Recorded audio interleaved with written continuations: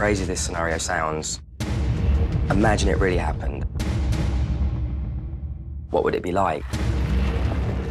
What would happen if somebody ran in this room right now and said, oh my God, turn on CNN, you're not going to believe what just came up out of the bay?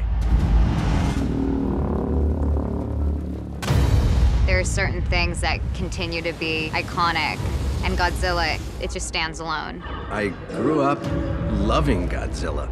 I thought it was fantastic. You know, it's Godzilla, it's that kind of summer blockbuster. You have no idea what's coming. And it is gonna send us back to the Stone Age! Can you kill it?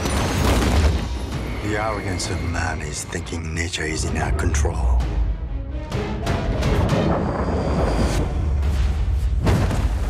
And not the other way around.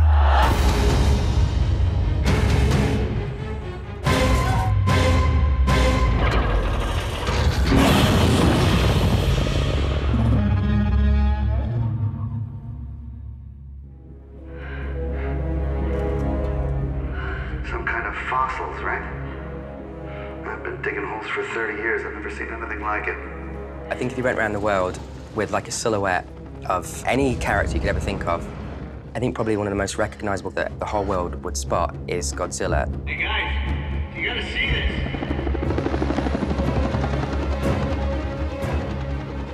I don't know what generation anyone could be from, but at a certain point in your life, it's just something that you learn. Whether it's coming over a mountain, whether it's coming up out of the water, he's this force of nature personified. And it doesn't even matter if you've ever seen the movie or not. Everybody sees that thing that looks like a giant dinosaur over a city and they just know it's Godzilla. The top of a primordial ecosystem. A god. It's a myth,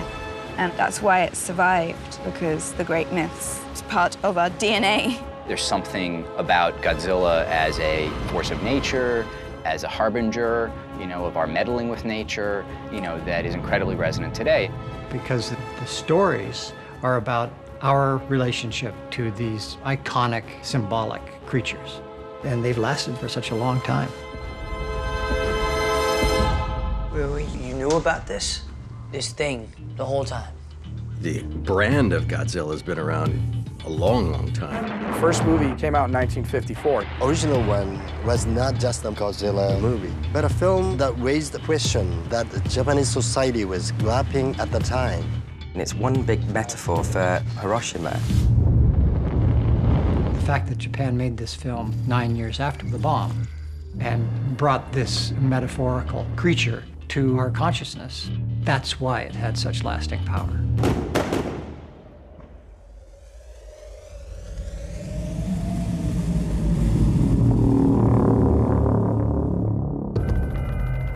In the eyes of the world, in our movie, it had to be an origin story. So it had to be like the first time the world learned of Godzilla. In 1954, the first time a nuclear submarine reached the lower depths, it awakened something.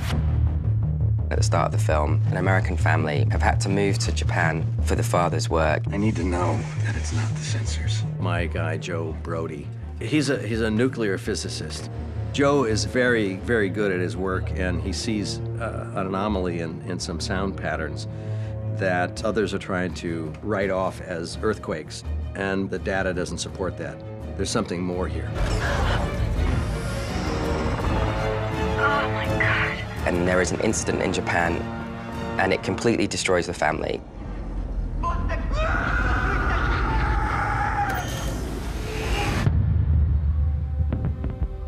I play a father and a husband as well. I'm in the military. I play an EOD officer who disarms bombs, basically.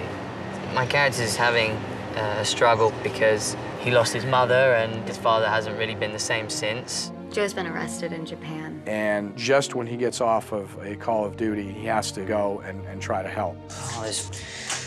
crackpot cuckoo theories. Your father is a good man. He needs your help right now. And that really kicks off our journey. Trespassing stuff, that was just a bunch of bull. You broke the law. I was just trying to get back to our old house. Which is in a quarantine zone. Precisely. Joe Brody believes something has happened 15 years before, that the world has been told was a disaster, but was actually something much greater. So it had a bit of a conspiracy, close encounters kind of vibe to it. Rooted in a lot of these crazy natural disasters that have been happening.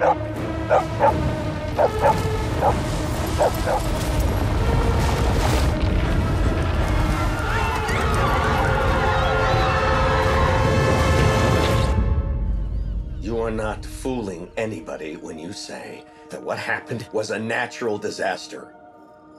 You're lying, because what's really happening is that you're hiding something out there. Things might not be exactly as they seem. Audiences will have to unravel the mystery of exactly what's going on. And we're all very familiar with those nuclear tests that were all done in the South Pacific. Like over and over again, they let off these big, massive bombs in the middle of the ocean. What if they weren't tests, you know? What if they were actually trying to kill something? But how does the story of the creature actually interweave with the story of our characters? And Gareth came in with a very definite sense of how to do that. Master Sergeant, my family's in the city. I need to get on that train. Instead of trying to humanize the beast, what this film does is humanize the people involved. If you could let me leave you myself. Hello? Gareth is very much a character-based director. He's crafting human beings that we can relate to, that we can sympathize with, that we can see ourselves in. Even though it's a gigantic studios and it's shooting all over the place, but it still wants to find a human side of it. Of course, there's the imagination, but it's a catalyst of emotions, really.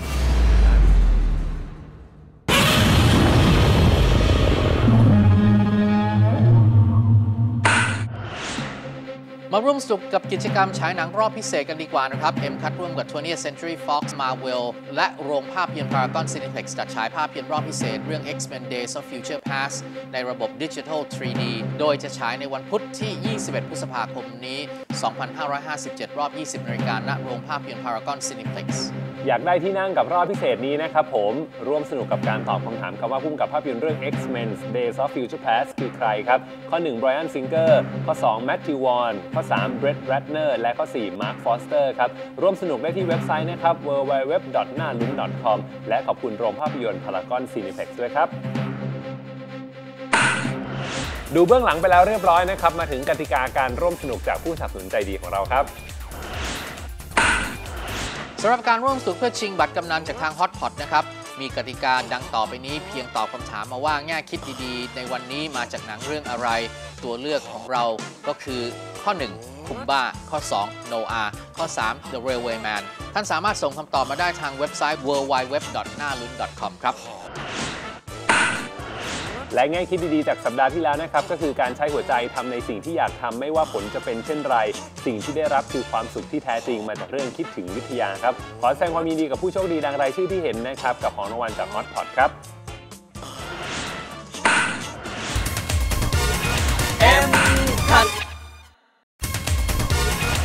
M คัทสนับสนุนโดยธนาคารออมสินneverage.com เอิร์ธครับอย่างที่รับปากกันไว้ว่าเมื่อใดที่เรามีหนังดีๆในโลกโฮมเอนเทนเมนต์ก็ต้องมาฝากคุณผู้ชมทางบ้านและวันนี้เป็นเรื่องราวของตำนานเฮอร์คิวลิสกับการกลับมาใหม่ด้วยทุนสร้างมากกว่า80 ล้านเหรียญไปติดตามรายละเอียดกันได้แล้วนะครับในช่วง MVD Highlight สนับสนุนช่วงโดย MVD ครับช่วง MVD Highlight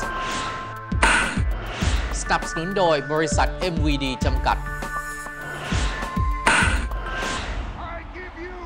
The Legend of Hercules เรื่องราวต้นกำเนิดของวีรบุรุษแห่งกรีกในตำนานที่ย้อนกลับไปในสมัยกรีกที่ยังรุ่งเรืองเฮอร์คิวลิสชายหนุ่มรูปงามใช้ชีวิตโดยไม่รู้ว่าบิดาที่แท้จริงของเขาคือใครในชีวิตนี้เขาต้องการเพียงสมหวังในรักกับพีบีเจ้าหญิงแห่งเกาะครีตที่กำลังถูกจับแต่งงานกับพี่ชายของเขาเพื่อขยายอำนาจการปกครองแต่หลังจากที่เขารู้ว่าเขาคือใครเขาจึงต้องเลือกที่จะเดินตามพรหมลิขิตในการเป็นวีรบุรุษที่มีชื่อเสียงที่สุดในตำนานของเทพเจ้ากรีกครับ Your destiny will take you further from love than you can imagine.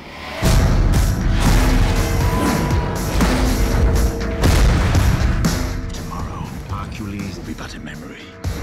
I cannot bear it. I know what's in store. No. Hercules, you are the son of Zeus. Embrace your father, and you will discover powers that you never imagined.